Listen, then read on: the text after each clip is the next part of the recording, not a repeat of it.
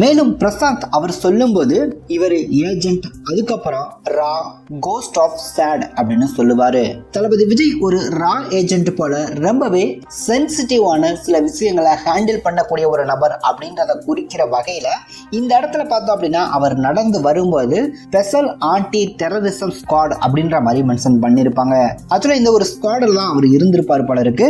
இப்ப பார்த்தோம் அப்படின்னா திரும்பவும் அவர் இந்த ஒரு ஸ்குவாடுக்குள்ள வராரு அப்படின்னா ஏதோ பெருசா ஒரு சம்பவம் இருக்கு அப்படின்றத மட்டும் நம்மளால புரிஞ்சுக்க முடியும். அதே மாதிரி காந்தி கேரக்டர், தளபதி விஜய் அந்த கேரக்டர் பார்த்தோம் அப்படின்னா ஒரு ரா ஏஜென்ட் அப்படின்ற மாதிரி பல வகையான கேட்டகரியை பிரித்து சொல்லுவாங்க.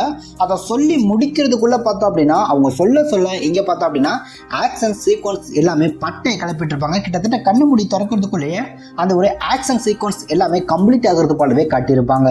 படத்துல பார்க்கும்போது பார்த்தோம் அப்படின்னா கண்டிப்பா பெருசா ரிவீல் பண்ணியிருப்பாங்க. அது ஃபேன்ஸ்க்கு மிகப்பெரிய ஒரு ட்ரீட்டா இருக்கும் அப்படின்ற மாதிரி எதிர்பார்க்கலாம்.